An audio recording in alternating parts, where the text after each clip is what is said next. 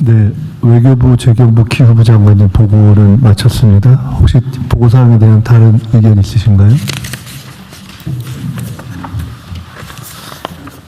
제가 한 가지만 말씀드렸어요. 아까 대통령님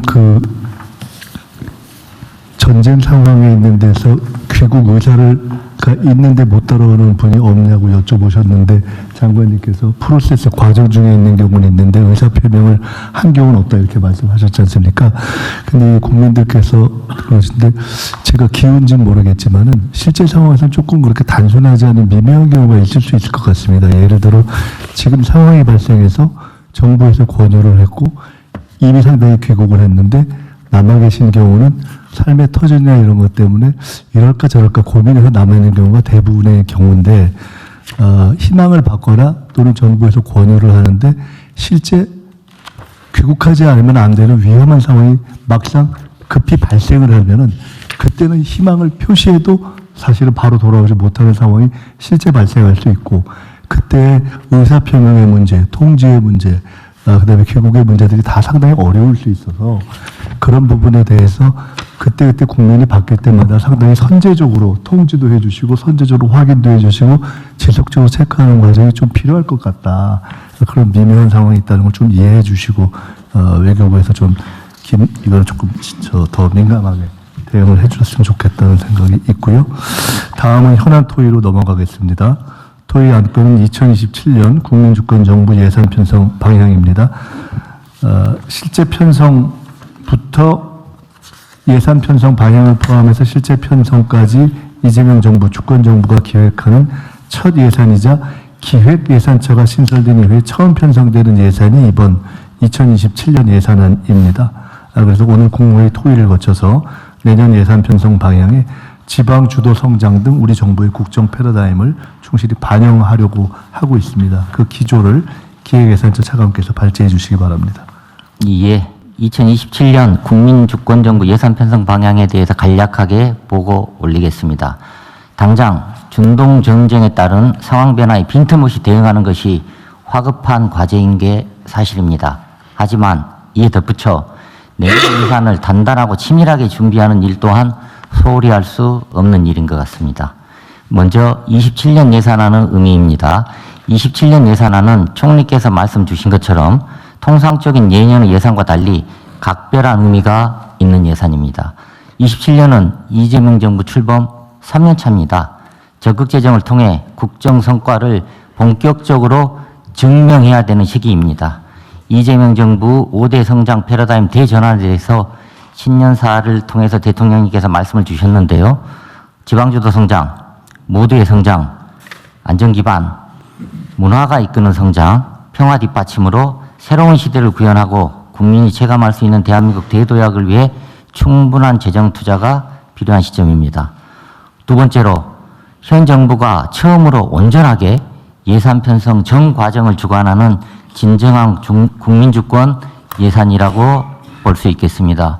1월부터 편성 작업에 조기 착수하여 선제적 전략적 재원 배분을 준비 중에 있고 철저하게 성과에 기반한 선택과 집중을 통해 투자 우선순위를 조정해야 합니다. 그리고 국민, 시민사회, 지방정부 참여를 확대하고 폭넓은 의견을 적극적으로 반영해야 됩니다. 마지막으로 기획예산처가 출범 후 마련하는 첫 번째 본예산으로 구조개혁 지원에 역점을 두겠습니다. 여기서 얘기하는 구조개혁이란 AI 대전환, 저출생 등 인구 구조 변화, 탄소 중립, 양극화, 지방 소멸에 포커스를 둔다는 얘기고요. 이재명 정부는 당면한 경기 대응뿐만 아니라 이러한 구조적인 문제에 대해서도 해결의 돌파구를 만들어야 합니다. 기획예산처는 다른 부처와 적극적으로 협업해서 기획과 예산의 연계를 통해 우리 사회가 직면한 방금 말씀드린 5대 구조적 요인에 대해서도 돌파구를 만들 수 있도록 하겠습니다. 그 다음으로 27년도 예산안 편성 지침의 주요한 특징이 되겠습니다. 이재명 정부 지향과 같이 국정과제, 문제인식을 예산안 요구 단계부터 일관성 있게 반영해야 합니다. 지방우대, 이익공유 등과 같은 국정 이념뿐만 아니라 대통령님께서 지시 말씀 주신 내용들을 예산 편성 지침의 투자 중점에 상세하게 포함했습니다. 그리고 다음으로 의무 지출인지 재량 지출인지, 사업비인지 경상비인지, 한시 사업인지 계속 사업인지, 금액이 큰 사업인지 금액이 적은 사업인지에 관계없이 모든 사업을 지출구조조정 대상에 포함하고 지출구조조정 기준 및 결과는 투명하게 국민들한테 공개될 것입니다. 아울러 민간 참여를 확대하는 프로세스 개편도 병행하여 역대 유례 없는 지출구조조정을 추진합니다. 의무지출도 예외가 아닙니다. 의무지출도 처음으로 감축 목표를 설정하고 입법조치 계획 등도 마련해야 합니다. 다음으로는 기존에는 학계, 연구기관 중심으로 의견 수렴을 해왔습니다. 하지만 더 나아가야 합니다. 최초로 시민단체 의견을 공식적으로 청취하고 일반 국민과 지방정부와 소통도 강화해야 합니다. 예산 편성뿐만 아니라 예비타당성 조사제도, 민간투자, 성과평가 등 재정운영 전반을 혁신하겠습니다. 다음 페이지입니다. 예산안 편성 지침의 주요 내용입니다. 첫 번째로는 재정기조 관련하여서는 전략적 재원 배분에 기반하여 적극적으로 재정을 운영하겠습니다. 우리 경제의 대전환 대도약을 뒷받침하고 국민 성과를 국민이 체감할 수 있도록 적극 재정 기조를 유지합니다. 다른 한편으로 재정의 지속 가능성 또한 확보하기 위해서 성과와 참여를 통한 수요자 중심의 재정 혁신과 함께 적재적소, 불효불급 원칙에 따른 전략적인 재원 배분을 추진합니다. 두 번째로는 투자 중점 관련하여서는 성장 동력 확충, 구조개혁 지원 등 4대 분야에 집중적으로 투자합니다. 먼저 성장 패러다임 전환과 관련하여서는 AX 본격 추진, 첨단 전략산업 집중 육성뿐만 아니라 탄소 중립 투자 확대, 문화가 이끄는 매력적인 성장도 중요한 성장 이슈로 다루어져야 합니다. 두 번째로는 지방주도 성장입니다. 이 앞전 국무회의에서 말씀드린 것처럼 지방주도 성장으로 대전환합니다. 권역별 전략산업에 기반하여 지방 성장 거점을 육성하고 교육, 교통, 의료 등 지역 인프라 지원도 강화하고 지역을 살리는 K컬처를 통해 재미있는 지방, 다시 한번 또 가고 싶은 지방을 만들어야 합니다. 통합 지방정부의 파격적인 지원을 약속했는데요. 이 약속은 지켜질 겁니다. 모두 성장입니다. 저출생 반등 모멘텀 지속을 위한 투자를 강화하고 기회와 과실을 나누는 모두 성장으로 세대, 산업, 계층 간 양극화를 완화하겠습니다. 종래해오던 창업 생태계 활성화, 청년층 회복, 경험, 성장 지원을 강화할 뿐만 아니라 저출생 대응, 사회 연대 경제를 통한 포용적 사회 통합도 빼놓을 수 없습니다. 안전과 평화입니다. 안전한 생활 환경을 조성하고 한반도 평화 및 자주기반 기반을 주축하여 국민 행복이 담보되는 지속 가능한 사회를 구현하도록 하겠습니다. 다음 페이지입니다.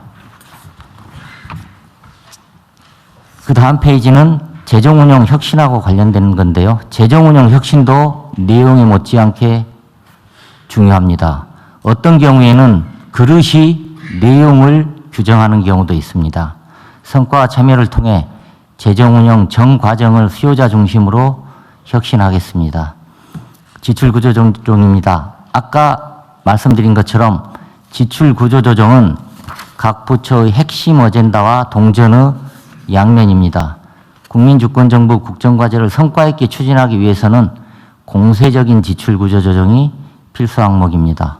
모든 재정사업을 원점에서 재검토하여 고강도로 지출구조조정을 추진하고 지출구조조정을 추진해서 마련된 재원은 해당 부처 핵심 과제에 빠짐없이 재투자하도록 하겠습니다. 재량 지출은 15%, 의무 지출은 10%를 절감하고 사업 수의 10%가량 되는 사업은 폐지하도록 하겠습니다. 지출 효율화 TF, 통합 재정사업 성과평가 등 프로세스 전반에 민간 의견을 폭넓게 수렴하고 세부 기준 및 결과도 공개하여 객관성도 높이도록 하겠습니다. 두 번째로는 참여와 공개입니다. 국민참여제도를 재정운영 전 과정에 적극적으로 활용하고 사업설명자료, 예산 내역, 결산 내역, 재정사업에 대한 평가 결과, 그리고 예비비 사용 내역도 분기별로 공개하는 등 재정정보 공개 수준을 획기적으로 확대하도록 하겠습니다. 재정당국도 예산안 편성지침 수립 과정에서 처음으로 시민단체의 의견을 공식적으로 청취한 바 있습니다.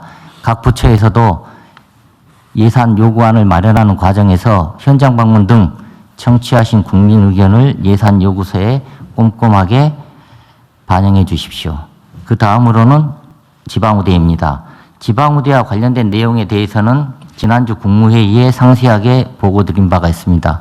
보고 드린 대로 수도권에서 먼 지역일수록 지방주대원 측을 본격적으로 적용하고 초광역 계정도 신설하고 포괄보조도 계속 확대하도록 하겠습니다. 빼놓을 수 없는 게 공정한 재정입니다. 첫 번째로는 수익자 부담 원칙입니다. 출국 납부금 등 부담금도 정상화하고 박물관, 고금 입장료 등도 현실화하도록 하겠습니다. 두 번째로는 수혜 기업에 대한 이익 공유를 강화하는 겁니다. 정부 정책적인 지원에 의해서 혜택을 받은 기업은 일부 상생기여금을 부담해서 좀 더 많은 기업, 애로를 겪고 있는 기업에 대해서 지원될 수 있도록 하고요. 서민금융안정기금 같은 경우도 정책 수혜를 받고 있는 금융회사들이 십시일반 부담해서 서민금융에도 활력이 돌도록 하겠습니다. 체납관리단도 확대 운영해야 됩니다. 이미 납부하기로 한 세금이나 세외 수입이 더 이상 지체되고 체납되는 일은 막아야 할 것 같습니다. 보조금도 예외가 아닙니다. 국민이 내신 세금이 허투루 쓰이는 경우가 상당수 실태조사에서 발견되고 있습니다. 보조금에 대해서도 각별하게 관리해 나가도록 하겠습니다. 그리고 부정행위 적발 확대를 위해 과감하게 신고포상제를 만들고 이러한 신고포상제가 원활하게 작동할 수 있도록 통합해서 기금도 신설하도록 하겠습니다. 그리고 마지막으로 재정제도 개편입니다. 예타 기준도 상향하고 민간 투자 대상도 인구 감소 지역의 인센티브뿐만 아니라 신사업, 신유형의 민간 투자가 유입될 수 있도록 하겠습니다. 그리고 과거에는 특별회계 기금을 무조건 정비하는 데 우선순위를 뒀다면 새로운 정부에서는 필요한 기금은 만들고 불필요한 기금은 정리하도록 하겠습니다. 지역 필수 우려 특별회계, 반도체 특별회계, 불공정 거래 등과 관련돼서는 특별회계와 기금이 신설될 겁니다. 그 다음 향후 일정입니다. 오늘 국무회의에서 토론해 주시면 논의 결과를 반영해서 다음 주 3월 30일 국무회의에서 최종 의결하도록 하겠습니다. 그리고 지금 배포해드린 27년 예산안 편성 지침을 바탕으로 각 부처에서는 투자 중점과 지출 효율화 방안을 구체화하여 4월 말이나 5월 초쯤에 개최될 수 있는 국가재정전략회의에서 구체적으로 논의될 수 있도록 하겠습니다. 그리고 각 부처 장관님들께 두 가지만 부탁 말씀 올리도록 하겠습니다. 나중에 돌이켜볼 때 국민주권정부, 이재명 정부에서 우리 분야, 우리 사업에서는 이런 건 남겼다. 이런 거 하나는 제대로 해놓고 갔다. 이런 얘기가 나올 수 있는 어젠다와 랜드마크 프로젝트를 집중적으로 발굴해 주십사라는 부탁 말씀을 올리고요. 그리고 두 번째로는 눈 가리고 아웅만 하는 무늬만 지출 구조 조정 시대는 끝내야 될 것 같습니다. 우리 분야, 우리 부처에서는 단 한 푼의 예산도 낭비되지 않았다라는 자부심이 생길 수 있도록 지출 구조 조정에도 각별히 신경 써 주십사 당부 말씀 올립니다. 그리고 마지막으로 이 많은 것을 우리가 어떻게 하란 말이냐 이렇게 생각하실 수도 있는데요. 지금 배포해드린 세 가지 자료가 있습니다. 지금 첫 번째 자료는 2027년 예산안 편성 지침, 지금 방금 보고드린 내용을 간략히 정리한 자료가 하나가 있고요. 두 번째로는 2027년 예산안 편성 지침 1이라고 제목이 붙어 있는 자료가 있습니다. 예. 여기에 보시면 재정운영 혁신뿐만 아니라 각 파트 분야별로 이런 분야가 중점적으로 투자됐으면 좋겠다. 이런 거는 우리 분야에서 지출 혁신 아이디어가 될 수 있겠다. 그런 내용들이 망라돼 있습니다. 그래서 각 부처 장관님들께서 새로운 아이디어를 발굴하시고 지출 구조 조정 내용을 구체화하시는데 도움이 될 수 있을 거라고 생각하고요. 그리고 세 번째 저희가 준비한 자료는 지출 구조 조정 추진 방안에 관련된 겁니다. 뭐가 도대체 지출 구조 조정이지? 어디서 지출 구조 조정에 대한 아이디어를 얻을 수 있는 거지? 이런데 각 부처 장관님들께서 참고하실 수 있도록 지출 구조 조정 정의 그리고 지출 구조 조정 방식 어디서 지출 구조 조정하고 관련된 아이디어를 얻을 수 있는지를 꼼꼼하게 저희가 유형화해 놨습니다. 그래서 이 자료를 참고를 해 주시면은 각 부처나 각 분야 입장에서 이런 것들을 우리가 지출 구조 조정을 잘해서 이재명 정부 국정과제에 성과 있게 재투자할 수 있겠다. 그런 아이디어를 얻는데 도움이 되실 거라고 생각합니다. 다 하셨어요? 예. 네. 우리 차관님 아주 그냥 화이팅 넘쳐 좋습니다. 네, 잘해 주시고요. 지방 정부들에 대한 지침은 별도로 만드나요? 지방정부와 관련해서는요, 지금 저희가 예산 편성 지침을 만들게 되면 중앙정부에 일단 배포를 하고요, 지방정부와 공공기관에도 배포를 해서 준용하도록 되어 네. 있습니다. 어쨌든 지방 정부도 사실 소소하지만 이 지출 구조 조정이나 이게 되게 어려운 측면이 예를 들면 민원 때문에 어렵거든요. 중앙 정부는 그래도 좀 약간 떨어져 있긴 한데 지방 정부들은 주민과 직접 접촉 정도가 좀 높기 때문에 사실은 이게 불필요한 건데 또는 효율성이 떨어지는데 뭘 바꾸려고 그러면 저항이 심해가지고 아주 좀 속된 표현으로 하면 안면이 받쳐서 못하는 경우가 있거든요. 근데 그럴 경우는 아예 지침을 만들어줘가지고 아예 시켜서 했다. 정부에서 시키는데 어떡하냐 이런 핑계를 댈 수 있게 좀 만들어주면 좋겠어요. 뭐 좀 어렵긴 하겠지만. 예, 저희가 그 중앙정부 예산 편성 지침은 지방정부하고 공공기관에 비례해서 준용하도록 하고 있고요. 지방정부의 예산 운영하고 관련해서는 행정안전부에서 별도로 개략적인 지침을 만들도록 되어 있습니다. 그러니까 좀 발굴을 좀 해야 된다는 거죠. 뭐 의례적으로 하는 거는 맨날 했던 거니까. 예. 근데 좀 실제로 좀 개편해서 효율적으로 집행을 하려면 그게 기득권하고 부딪히기 때문에 좀 어렵거든요. 눈치 보이고. 그래서 그건 좀 일률적으로 할 수 있는 건 좀 일률적으로 이런 걸 하지 마라 말하든지 뭐 그건 좀 해주면 좋을 것 같아요. 그리고 여기도 그런 내용이 있어서 그런데 이게 다른 부처들도 마찬가지인데요. 우리가 이제 재정 집행을 하면 딱 근거리수의 고정관념이 있어요.